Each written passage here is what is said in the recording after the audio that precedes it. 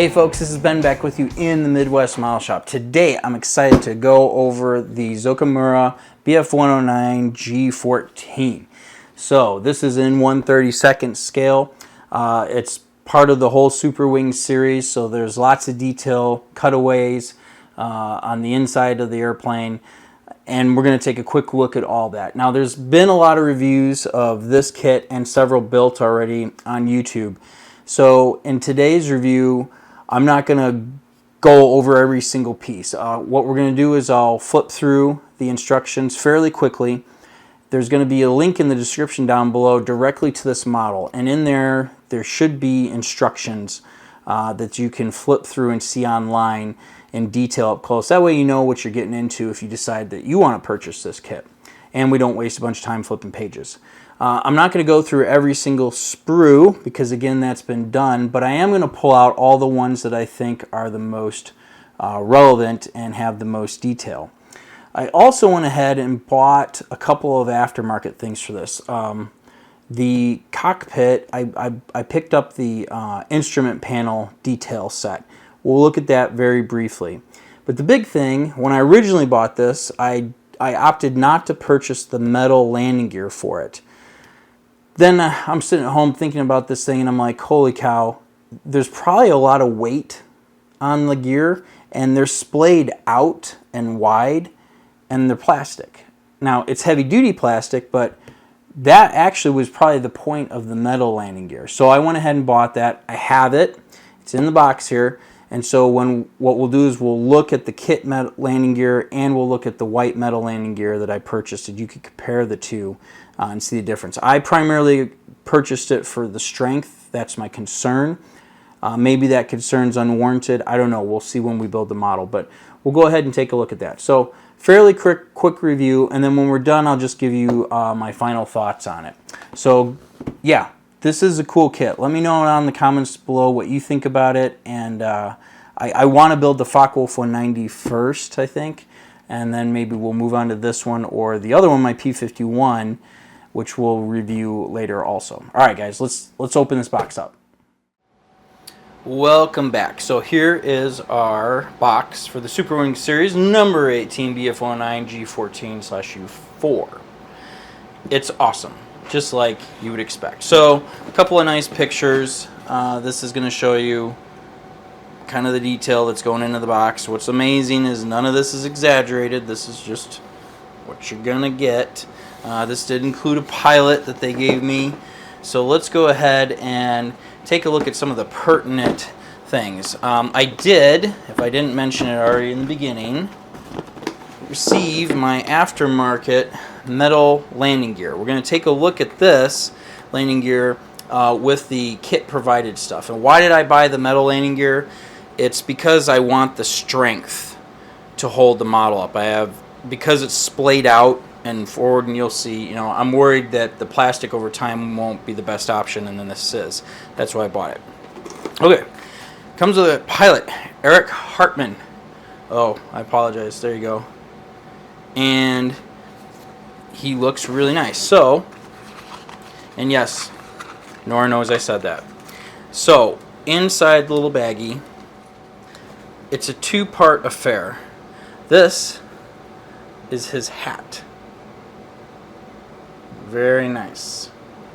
And then this is Mr. Eric himself. And just like the previous resin piece they showed you on the Focke-Wulf 190, this is extremely well done. Very high quality. I mean, the gray, the shading, just the shadows, right, of the natural color do it themselves for you. Very easy to highlight. All right, and then inside the box you have a set of instructions with some painting references for you, showing you how they suggest painting them, and then inside a bunch of verbiage, and then instructions for if you're not sure how to assemble the cap and the body. You place the cap on the body. That completes the instructions. Again, really cool piece. Let's move on to the box. Alright, so I think we'll go through this pile of paperwork first. They handed me a correction sheet when I checked out, and it says correction and apology on there. And I don't know, I didn't dive into what's going on here, but I'll hang on to this for the kit instructions. I did buy, this is also separate, my BF-109G aftermarket cockpit here, the instrument panels, which are raised and I think look nice. We'll see during the build how much of these we end up using and painting. And yeah, I mean, generally speaking, in the past whenever I've used these, they end up looking really nice, so I bought these as a nice extra. Inside of the bag, you're going to have another magazine. You're going to have, I'm not going to bore you with all this, a set of masks for the canopy, which is fantastic, and then of course really amazing decals, including your kit decals here for the instrument panel. You've got the whole thing, and then up here these are the individual decals, because once again you have options for assembling all of your instrument panel. And then this document in the back is just another copy kind of their magazine, right? Alright, here's the instruction manual. Once again, this is available online, and if you go to the link in the description down below, I've linked directly to this model kit. You've got a brief history, and then this will show you basically your main components and the main assembly instructions. This obviously, the BF-109 has a very nice complicated engine, which you start out with right away, and these are pictures of the model engine assembled with the plumbing going all over the place. And then up above here you have all of your main components that will show you how you're going to arrive at this point. So, and then color coordination, there's color markings here, which is super helpful. And then let's flip the page here and start. So, same as before, pictures of the engine, the model, and then what you need to do, and then what the names of the parts are. And you just go ahead and follow this on through, and you'll end up with a really cool engine when you're done. Then you move on to the cockpit. This is the whole subassembly when you're finished. Amazing detail, lots of fun. And then they go into how to assemble the whole thing. What I like about this manual is they've done a good job of keeping like these references on the side here of a painted kit model built up with then what you're doing over here next to it. And I think that that's really helpful. Over here in the cockpit, this is what I was talking about before. You have different options here. You could just lay an entire decal on top. You could put the decals in individually, and then you could paint it if you want to. They've got all the parts here for you to decide what is in fact best for you. So that's it. Like I said, these are online. I'm not going to spend a bunch of time staring at them. I do recommend you go check them out so that you know what you're getting into. And I don't know if I mentioned it in the beginning or not, but on the Zoukei-Mura website in the United States, there is a list of retail dealers in all the different states who carry these. And there's actually one here in the Midwest, couple actually. So I may end up going and checking them out and seeing about what kind of kits they have in stock, so that you can go purchase one yourself. And then back here, we'll wrap this up and get to, I wanted to get to the back here, the decals. Kind of just keeps going. Here we go. Your paint scheme and decals that you've got here for Eric Hartman's BF-109. Very, very cool. Alright, so if I didn't mention it in the beginning, what we're going to do now is pull out kit parts, and we're not going to go through every sprue. I'm going to pull out key detail parts so we could take a look at some things. Alright, here we are at our first sprue that I think is of interest. So we have our two fuselage halves, and they're very, very nicely molded. Just like everything else, you've got some very fine panel lines there and details. This piece goes on the bottom of the aircraft and kind of covers everything up, so you don't have any of these annoying seam lines to fill, which is very handy. Here we have some radio gear. I just wanted you to see the default print there, or sorry, the mold there. It looks very nice. we also have these funny shapes. These are the leading edge cowls, I believe, that go around the wings, and they're sharp. I'm looking forward to seeing how those pieces work out. Over here we have a couple of the O2 bottles that go in the back, and then if I flip this over, get a look at the inside here of what the fuselage half looks like, right? Now, what I really wanted to show you is our tail wheel. That's this piece right here. I'm going to flip it around. I thought I had it right side up before. So that's the kit tail wheel parts. Now, you have this one with the leather boot around the mechanism, the oleo strut, and your chrome, I forget, it's not a shock absorber, but the strut basically, right? And then here it is all exposed. So that's what it looks like. Then, and I don't see it on here, if you flip it over,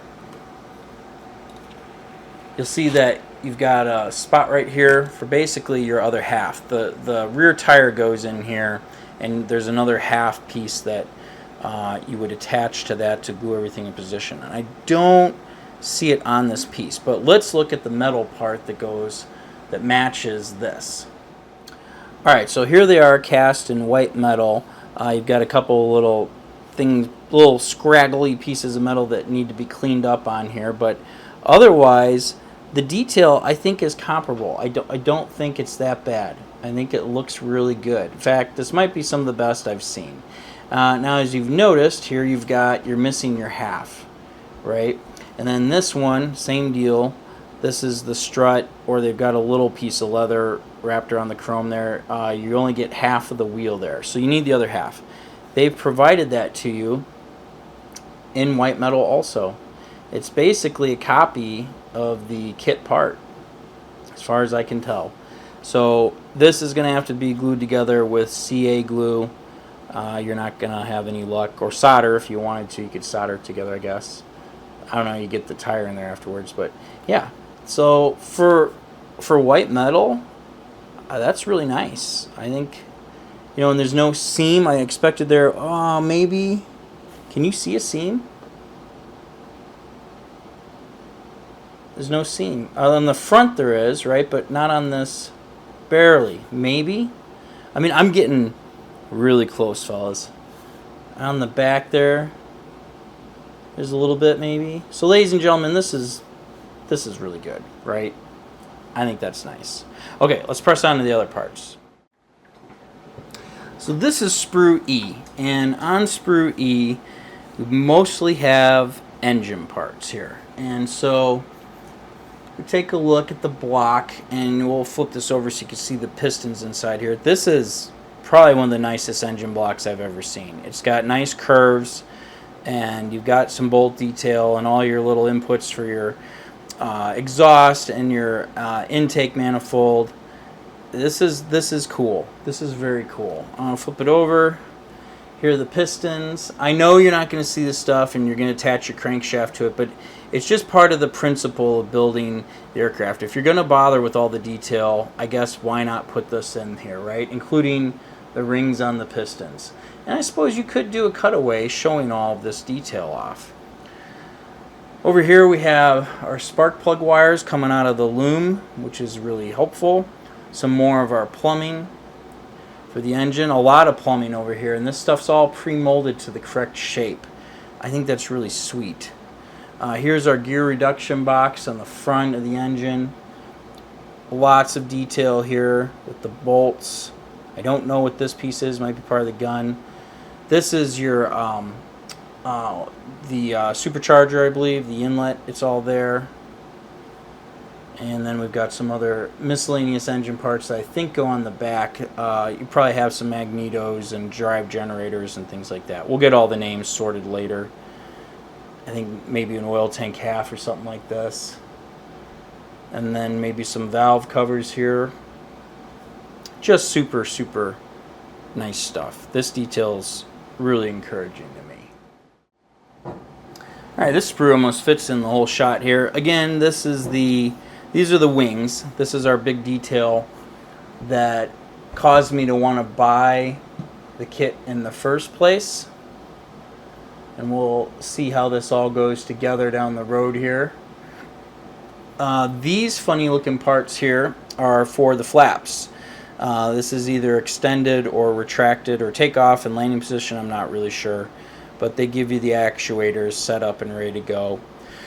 I don't know what these parts are, but they're there and they're neat. And then we've got some pretty detailed stuff going on here. I don't know what those parts are for yet, but I'm sure I'm going to be glad that they were modeled. That's probably the most important thing. Check out the grill here. You can see that. Nice detail. This is going to be exciting over here. Alright, this is another small sprue, but it has a lot of really cool parts on it. So, first of all, our really massive, really cool propeller, all assembled with the hub and the detail on there ready to go. We just have to remove it and paint it up. I like that. This is your 2 intake halves here for the supercharger. I probably won't be using those. This may be an oil filter, but check out the grill detail there. Grill detail here, underside of the engine, and the spinner with the gun barrel in the front. Can you see they've riveted, I hope you could see that, the rivet detail. Really nice. This little squiggly deal, I'm super glad they modeled this. This is the brake line. They come down off a hard line, then go into a rubber hose that whips around a little loop here. So as the oleo strut extends up and down, that can flex along with it. So wheels and tires right here. This might be a flywheel for the engine, I'm not sure. And the other side of your wheels, I like the all-terrain versions. All right, now let's take a look at our landing gear, main gear struts right here. And then this is the metal version of it. Whoop, that dropped. So just kind of looking at this, this may actually be a little bit, the metal version may be a little more petite. We might have slightly better detail on it, I'm not sure. I see some flashing that's going to have to be cleaned up on the metal strut, but that's not going to be too difficult. Otherwise, though, I think it looks really nice. And then the other piece, it's just the opposite. So, is it worth buying the metal ones versus the kit ones? As far as detail goes, I would say no. You're going to get the same detail. But again, I'm concerned about strength. And that is really the only reason I bought these. Even though this is a pretty beefy looking piece of plastic, it probably is fine. But, you know, since they offered these, I just thought, why not? I guess I was sitting at home thinking about this kit and suddenly had this like horrible flash in my mind of the gear bending and flexing under the weight, so I decided to go ahead and pick these up. We'll see down the road whether or not that's necessary. I do want to point this out. This is a really cool piece. This is a hinge, and this is the hinge that goes on the top of the center engine cowl. And then these little bricks are where the engine covers fit into. You glue to that, and then you're left with the piano style hinge in the middle. Just a nicely executed detail, adds a lot to the model. And then there's a little hubcap. That detail looks really sharp. All the rivets. Very nice. All right, let's take a look at one more. All right, this is our last piece that I'm going to take a look at, and it primarily has cockpit detail in it, and it is super, super nice. So here's one of your cockpit walls there. A lot of detail to paint up, which is nice. I like that all the wiring seems to be molded nice and fine. There's the stick. This is one of the backrests for the canopy. We'll paint that leather. There's your little surround. Here's the cockpit floor. This is one of the internal fuel tanks, I believe. And then over here we have, these are your classic supports that you see on the side for the engine mounts. I don't know what all of these control levers are here, but they're there. Trim wheels. And then this is cool, one of the cannons. That big cannon right there is really neat. I don't know which one it is. I want to call it an MG and be wrong. Rudder pedals. They look good. And then I don't know what this miscellaneous stuff is here. Oh, and then this is your forward ammo box. The ammunition that gets set up on the top. I think that might be for the cannon right here that fires through the engine. We've got a few more details. So that's the big stuff on the kit that I wanted to share. Let me give you, you can check out the rest of these pictures on some other people's sites. They stare at all the pieces up close if you want to do that on some other channels, but let me give you my final thoughts. So, what do I think? I'm super excited about this model. The BF-109 is one of my favorite World War II airplanes. I'd love to fly one if I was ever given the opportunity, with an asterisk. I don't want to take off and I don't want to land in it either. That landing gear, I watched this YouTube video of a guy who flies one regularly through part of like a museum collection. He says that it's always an adventure every single time he takes off in it. He doesn't know what the plane's going to do that day when it comes to landing and taking off. It's a delight to fly. I like that from a modeling subject, it's so easy to see inside of the cockpit and look at all the detail that's there. That's something I think is a little bit more difficult to do in the Focke-Wulf 190.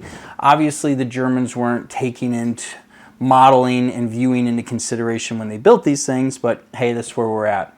I love the engine. This is something that this is an engine that's got a unique look, and there's cool things that you could check out, and I look forward to displaying that.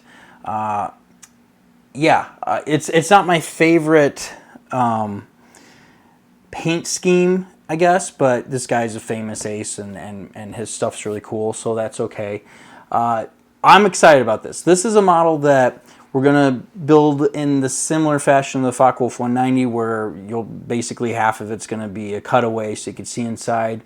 I could see myself down the road, though, purchasing this kit again just to build it up as a solid display. I know that's kind of a lot of money to spend on a 1/32 scale model, but the detail's so nice, the engineering's so nice. We'll see. We'll see how it all goes together. You know, the alternative is to get something by Revell, or Trumpeter, I think, has 1/32 scale BF-109s, but Zoukei-Mura gets the shapes so correct and so true to the original form. To me, that's important with an airplane. I mean, I don't get too caught up in that, right? I look at it, I'm like, oh, it's a gorgeous looking model. It looks good. It's a beautiful airplane. The lines are right. But when the model truly has the correct lines and you can truly appreciate the beauty of the aircraft, that says something to me, at least, and that counts. I see value there. So I'm excited about this. I'm looking forward to it. A classic kit. It's going to be fun. I kind of wish they had other versions. I'll have to look on their site. Once again, links down below. I'm going to include a link to this kit specifically, so you just click on it, go to it. And then on their main page, if you look in the contacts, if I didn't mention before, there are dealerships in the United States.